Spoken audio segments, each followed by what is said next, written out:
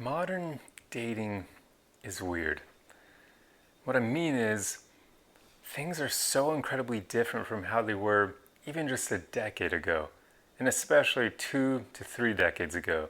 Things are evolving at a really fast rate, but I wouldn't say for the better. It seems like we're kind of going in a downward trajectory. And I primarily mean in Western countries because of Western values and ideals. So I'm not entirely sure how dating is in countries that don't subscribe to Western values, but I'm sure it's just getting weird across the board.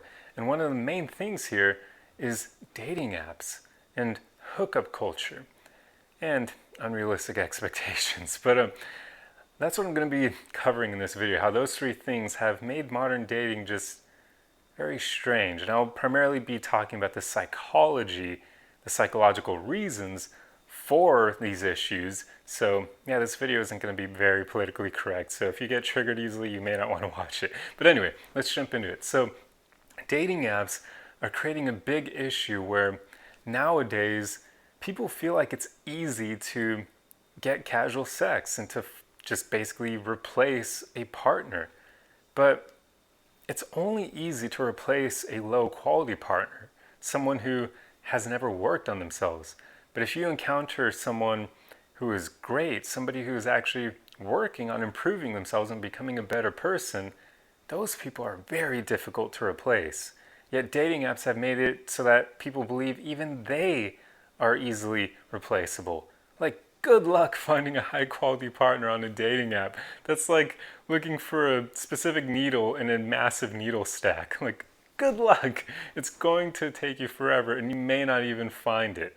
It's just, people like that are incredibly rare and many of them aren't even on dating apps. So right then and there's an issue where people believe that partners are easily replaceable and it's not true. And then there's the issue of casual sex with dating apps, because that's made it rather easy for, well, I should say the best looking people. It's not made it easier for anyone else per se. Maybe it's made it easier for them to talk to other people, but getting them out on a date and then hooking up with them is still a bit of a struggle for anyone who isn't in like the top percentage in terms of looks. But the issue here is that, well, and this ties in with hookup culture, and hookup culture has primarily been made an issue because of the pill, allowing it so that now women can sleep around without really any repercussions, provided the guy uses a condom as well, because now they aren't going to get pregnant. And that is a good thing, but the problem with casual sex is it has long-term impacts on people's psyches, on their psychology. We forget that psychological aspect to sex, and we act like sex is this thing that doesn't affect us. Are you kidding me? It's one of the most intimate things we can do with another human. Actually, it is the most intimate thing we can do with another human being. Like, people are acting like that has no meaning. And I'm not coming from a religious perspective or any of that BS. I'm coming from psychology. The problem with too much casual sex is it kills your ability to pair bond.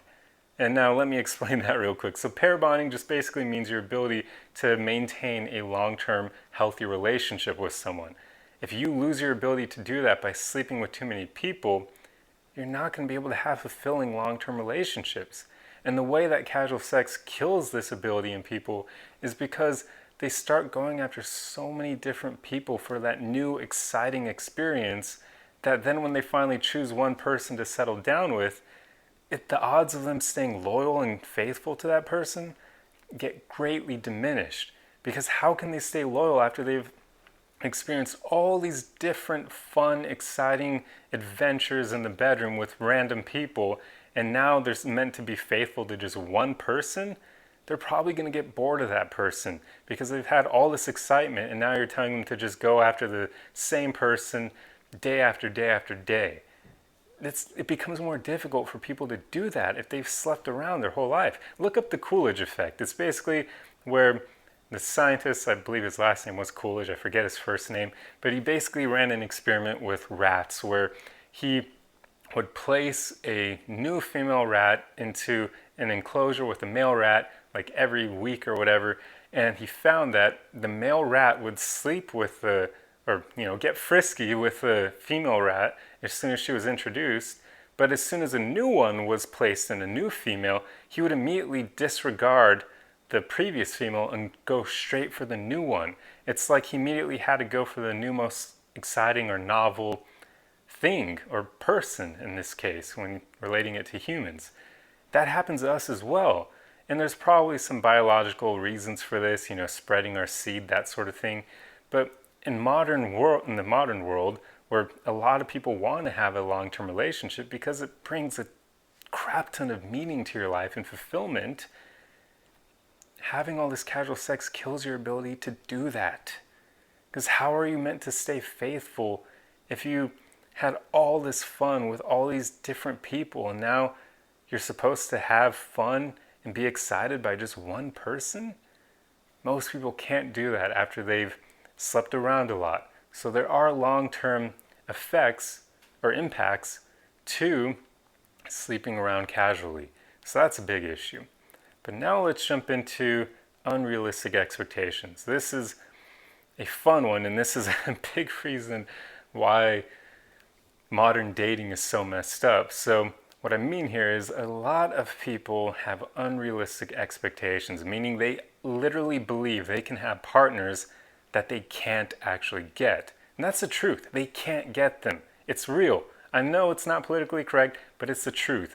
There's a limit to what you can have out there because for the most part, people tend to date along the same level as them. For instance, they'll go along the same level in terms of attractiveness, in terms of wealth, things like that, personality especially. So people nowadays have gotten they've been lied to pretty much. Just let me say it frankly. A lot of people have been lied to. And I'm going to single out women here primarily because this affects them way more than men. You see, jumping back into psychology here, when boys grow up, they're not really lied to in terms of what they can expect in adulthood. They're not really told that they can immediately find the best partner out there for them, that they're going to immediately get a high-paying job and get the car and house and everything of their dreams that they want. Boys aren't really told that. We're kind of taught to be realistic, to see things as they are. We know that life is a bit unfair at times. We're just kind of raised in that way. We know we're meant to be the providers and that sort of thing. So we know that things in life they're not handed to us. We have to work for them. That's just something a lot of boys are raised to know. So basically, that's a way of me saying men tend to have realistic expectations just because of the way we're raised. We're not lied to by society and our parents when we're growing up in that way. But girls, on the other hand, this unfortunately isn't the case. Society tends to lie to girls and tell them that they can have the best guy out there and that they can go after rich guys and just all of these unfair, or not unfair, well, it is unfair that society lies to them, but basically they're just told that they can have things that they probably actually won't be able to get in life. They're told that they're going to be able to create a better life for themselves than is probably realistic for many of them. And it's really unfortunate. And sometimes it's even caused by the parents, calling their girl a princess and spoiling her and giving her everything she asked for. Well, unless she's incredibly attractive, by the time she becomes a woman, she's likely going to get smacked in the face by the reality of life because only the most attractive women can skate through life that easily. And the ones who fall short of that, it's just not going to happen for them. They're not going to be able to attract the best looking men. They're not going to be able to get the best, well, they probably could work their way up in high paying jobs. But what I mean is it's not just going to be handed to them. They're going to have to work for a lot of things.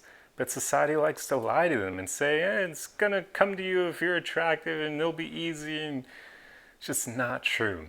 But another reason why women have unrealistic expectations is caused by hookup culture and dating apps. They basically, on dating apps, can sleep with men that are very attractive because the best looking guys are almost always going to be looking more for short-term relationships at first until they get older, until their mid-30s and beyond. But when they're younger, in their 20s and early 30s, the best looking guys are usually just trying to have fun. So what this means is they'll often go after women who aren't anywhere near as good looking as they are, because they're just trying to, you know, get laid. That's what they're trying to do. And I hate to use a number system because it dehumanizes people, but in this case it'll help convey my point, so bear with me, I'm going to use it. But basically what I mean is guys who are like an 8 to 10 in attractiveness will often sleep with women who are maybe like 4s to 6s on the spectrum or the scale, because they're just trying to get laid. They don't care about anything else beyond just having a warm hole to enter. And the problem with this, though, is that after they've had their fun with the woman, she'll then believe that she can get a guy like that for a relationship because he was willing to sleep with her for one night. She'll then equate that in her head to being the kind of partner she can actually pull in life, that she can actually attract. But it's just not true. Because those guys who are 8s and 10s, they only go with women that much lower on the scale than them for fun. But once the fun is over, they're not going to stick around at all. They immediately dip out. But now they leave her believing that she can get a guy like that in the future. And it's very unfortunate because that's just not reality. It sucks. And now you can see why I said this was going to be not politically correct, because what I just said there, that's not politically correct at all. But hey, look, I hope this isn't triggering you, because it's literally just psychology. I mean, this is human life. Like, I'm just telling you the truth here. I'm not trying to hurt you or anything like that. I'm just trying to tell you why things are the way they are. And this is one of the reasons, because guys who are good looking just want to have their fun, and they don't care about how they hurt women or how they impact them. So they're going to sleep around with women, give those women unrealistic expectations, and that's going to screw her over, because now she's going to think she can get a guy on this level when she can reasonably only get a guy on this level. So it's really unfortunate, and that's why we're going to have a lot of unhappy and single people by the time they hit their 30s, and unfortunately a lot of them will be women, because if they keep having those unrealistic expectations, they're going to stay single for a long time. It's really unfortunate. And that's just in terms of attractiveness, but also women are raised to want men who make over $100,000 a year, US dollars, mind you. I don't know what that is in other currencies, but I'll just be using US dollars to explain my point. But even that is incredibly difficult to find. There are very few men out there who make more than $100,000 a year. Like, very few. That's a small portion of the population. So right there, if a woman wants a man who makes more than that, she immediately is just demolishing her dating pool. She's leaving this tiny sliver of it, and the rest of it is now undesirables for her. But what makes her think she's going to be able to land guys in that tiny sliver? And that's even assuming she can meet guys who fall into that category. So right then and there, she's making it way more difficult for her to date and find someone worthwhile for her. And then also, on top of that, you'll then have arbitrary height requirements as well. Women will say they want a guy who's more than 6 feet tall. Well, guess what? Guys can't control their height. They can't. So what the hell? Right then and there, yet again, that cuts off a ton of the dating population. Yet again, look into statistics on how many men are taller than 6 foot. And then now you have to look for guys who also make more than $100,000 a year, and then who also look very attractive. So I hope you can understand my point. That's a very small portion of the population when you put all those things together. So those unrealistic expectations are incredibly damaging, because it's setting women up for being alone and unhappy. And it's their own fault, and they won't even realize it, unfortunately, until it's too late. And then once they do realize it, they'll probably blame society and everything but themselves, which somewhat can work, because, I mean, it is society's fault for planting these opinions and these ideas in a lot of women's heads. But for the most part, it's important that they realize at some point that they can change their expectations and their standards, because society doesn't force them to go after the top 0.0001% of men. But anyway, so that's kind of the psychology behind why modern dating just seems so superficial. I mean, dating apps have ruined everything because now it's all about short-term hookups, and hookup culture has ruined things for the same exact reason. And just people aren't looking for those meaningful long-term relationships, when I'll always argue that people get more fulfillment and happiness out of life when they go for long-term relationships than they do those short-term flings. Short-term flings are only appealing to people like young, and they're teens or in their early 20s, because by then you're just trying to figure out what the hell you like. You're not looking for anything long term. You're trying to see what kind of people are out there and what you're into. But as people get older, most of them shift to wanting long term relationships because they're just more fulfilling. It's going through life with someone by your side, someone who thinks similarly to you, someone who supports you and has your back, and just someone who you can be intimate with, who you can share beautiful moments with. There's so much happiness and fulfillment that comes out of that. So I'll always say intimate or long-term relationships are better than short-term. But nowadays, dating apps and hookup culture have made people believe that short-term is better. Or even people will just do it to try to avoid getting hurt when, I mean, if something's short term, you're going to get hurt quicker and you'll get hurt more often because you're going for a short term thing after the next, after the next. Whereas with long term, sure, the pain may be more at first, but you'll experience less of it because you'll be in long term relationships that hopefully don't end super soon. But anyway, so that's how dating apps and hookup culture have ruined people. But then unrealistic expectations, as I already went over, is also another huge thing, because it just makes people believe that they can have partners that they aren't deserving of. I hate to say it, but they're just not going to be able to get those people. If they haven't worked on themselves, they're not going to be able to get the best partners out there. But then in some cases, deserving wasn't the right word. It's more just what they can realistically attract. But in some cases, yeah, people do believe they deserve the best partners out there and they haven't even spent any amount of time improving themselves. So how the hell can they believe that they're entitled to the best partners out there when they've done no work on themselves? That's not going to work at all. But yeah, it's unfortunate, and that's why so many people are kind of opting out of the dating game nowadays. And the worst part of it is it's primarily good girls and good women, should I say, and good men. They're opting out because they see all this chaos in front of them and they don't want to deal with it. And that's unfortunate because they're the best people out there and they're taking themselves out of the game. So now all that leaves are the people who aren't so great, and they're just going to make the problem even worse over time. But anyway, so hopefully now you see why modern dating is the way it is and the psychological reasons for it. Because there's reasons for this. It's not just that people are making willy-nilly decisions.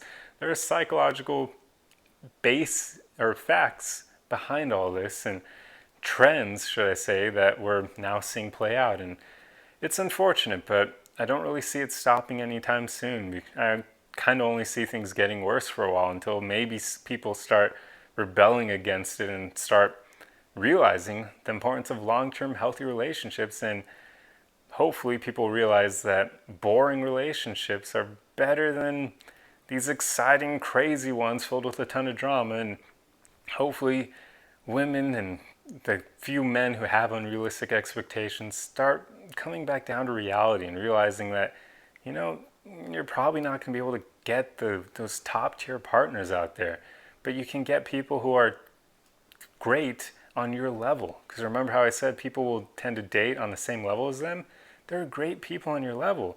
So I don't get why people will just immediately shut them out and try to go for people on a level up here. It's like, I don't understand that, but oh well, that's the way things are going. But anyway, this has been a kind of a bleak video, right? Like, that's what I was talking about, how quite often being not politically correct can be a bit depressing because the reality of some things just kind of can suck at times. And modern dating it kind of sucks now. So if you're in a long-term relationship with someone who's good for you, someone that you truly care about and who is a good partner, you are lucky. You've won the game. So hold on to them, because that's something truly special and seemingly rare in today's world. So anyway, I'm going to end the video here, but if you enjoyed this video, the easiest way you can help me is just to like, comment, and share. And let me know your thoughts on this subject. Let me know what you think about the psychology, or let me know if I'm sure I missed a ton of factors of why modern dating sucks. I only chose to run with those three things: dating apps, hookup culture, and unrealistic expectations. So there's a whole lot more out there. But feel free to share other reasons why modern dating isn't so great in your opinion, and I'll love to read the comments. And you guys know that I read all of them and I respond to all of them, so feel free to let me know your thoughts on this. But anyway, I'm gonna end the video, so I hope you enjoyed it, and I'll see you guys in the next one. Arrivederci!